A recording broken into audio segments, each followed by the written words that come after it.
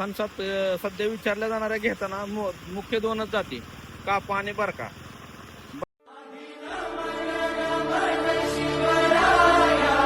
मित्रांनो, मी अमरीश तुमचं आपल्या हक्काच्या मराठी प्रतिशत एमएस यूट्यूब चॅनलवरती स्वागत करतो.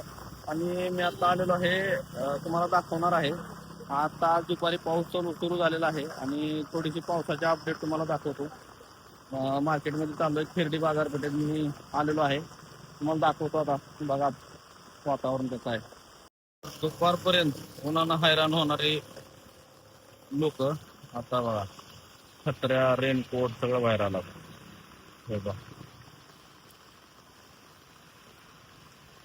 छत्र्या, रेनकोट, फुल पाऊस चालू आहे. पावसानं लय उशीर केला. खिरडीच्या बाजारपेठेत आहे मी, खिरडीच्या पुलावरती फुल पाऊस चालू आहे.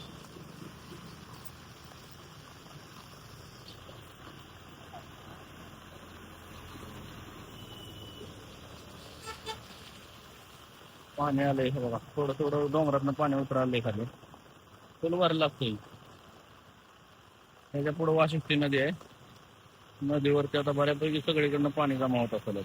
मित्रांनो, कोकण आणि पाऊस हे एक अतूट समीकरण, पण यंदा या समीकरणाने थोडी हुलकावणी दिली. नेहमी वेळेवर हजेरी लावणारा पाऊस यंदा पहिल्यांदाच असा उशिरा आला. समुद्राच्या लाटा उसळत होत्या, ढग दाटून येत होते, पण पाऊस मात्र कुठेतरी गायब होता. पण म्हणतात ना, देर आये दुरुस्त आये. जेव्हा पहिला पाऊस कोकणात दाखल झाला तेव्हा डोंगर दऱ्यांनी पुन्हा हिरवी शाल पांघरायला सुरुवात केली, पण मध्ये पुन्हा गॅप टाकला. हा उशिरा आलेला पाऊस यंदा काहीतरी वेगळीच जादू घेऊन आलाय. चातकासारखी वाट पाहिल्यानंतर अखेर तो बरसला. उशिरा का होईना, पण जेव्हा पावसाच्या सरी कोसळल्या तेव्हा सुक्या मातीतील आलेला तो सुगंध आणि झाडावरून ओघळणारे पाण्याचे थेंब मनाला एक वेगळीच शांतता देऊन जात होते.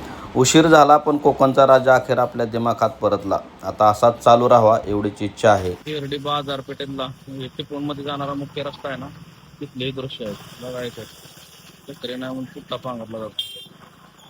कामावर निघताना अचानक पाऊस आलेला आहे. दुपारपासून पाऊस चालू आहे. तर मित्रांनो, ही आहे खिरडी ग्रामपंचायत. 2 मजली प्रशस्त आहे.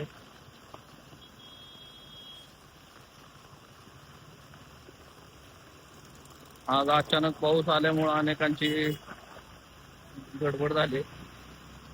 साईडला जमले. तर मित्रांनो, इथं फणस विकायला आला. फणस तर आपण विचारूया फणस कितीला आहे. कारण आता पाऊस पडल्यामुळं पटापट फणस विकणं आणि संपवणं झाडावरनं हे लय गरजेचं असतंय. दाखवतो तुम्हाला. कितीला आहे फणस? कुठला आहे? कापा बर का? कुठला आहे पण फणस? कुठला आहे? इथलाच आहे का? कुठल्या गावचा? तिवऱ्याचा. मित्रांनो, तिवरे धरण फुटलेलं. धरण फुटलं होतं ना, जे आपला पहिला व्हिडिओ सगळ्यात जास्त व्हायरल झाला होता, त्या धरणाच्या क्षेत्रातलं हे फणस आहेत. आणि हे सगळे कापे आहेत. फणसात 2 जाती म्हणजे मुख्य. आता आपले फणस किंग आहेत, त्यांनी भरपूर जाती शोधून काढल्या आहेत. पण फणसात सध्या विचारल्या जाणाऱ्या घेताना मुख्य 2च जाती, कापा आणि बरका. बरका म्हणजे गुळगुळ गुळगुळ लागतं शेंबडावणी, आणि कापा म्हणजे एकदम च्युंगम सारखा तुकडं तुकडं करून व्यवस्थित खायला येते, हाताला लागत नाही. तर हे एवढे फणस आणले त्यांनी.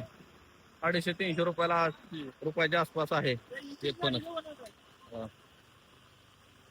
मला आता सहज माहिती घेतल्या नंतर माहिती झालं, या दादाने सांगितलं, हे समोर जे हरिकृपा हेअर ड्रेसेस दिसत, हेअर ड्रेसर्स दिसतंय ना, म्हणजे कटणीच दुकान आहे ती.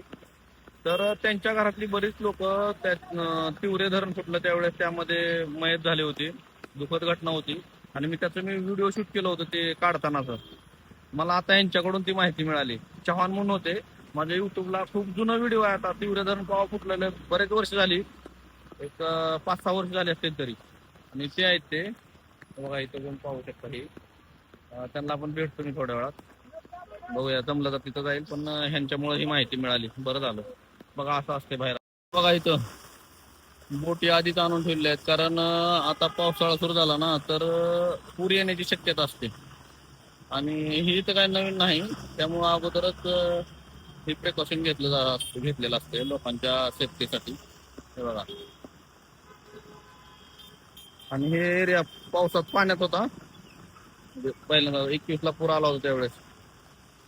20-21 लाख 20-21 लाख अंदाजे. मित्रांनो, मी ज्या ठिकाणी आहे, ज्या दुकानामध्ये आहे, तिवरे धरणाच्या दुर्घटनेत अनेक कुटुंब उद्ध्वस्त झाली. त्यापैकी चव्हाण कुटुंब आहे आणि चव्हाण कुटुंबातील हे सदस्य आहेत. 2021च्या तिवरे धरण दुर्घटनेच्या वेळी जेव्हा NDRFचे रेस्क्यू ऑपरेशन सुरू होते तेव्हाचा एक व्हिडिओ मी शूट केला होता, जो आपल्या चॅनलवर खूप व्हायरल झाला होता. आज मी त्या व्यक्तीला, त्या कुटुंबातील एका सदस्याला इथं भेटायला आलो. खरं सांगू तर त्यांच्याशी बोलताना कॅमेरा चालू करण्याचं धाडस माझं झालं नाही. ज्या कुटुंबाने एका रात्रीत सर्व काही गमावलं, त्यांच्या जखमावर कॅमेरा धरून त्यांना बोलतं करणे मला माझ्या संवेदनशीलतेला पटले नाही, म्हणून मी त्यांच्याशी शांतपणे संवाद साधला, त्यांचे सांत्वन केले. त्यांच्या दुकानाची ही छोटीशी क्लिप मी आधी शूट केली होती, तीच तुम्हाला दाखवतोय.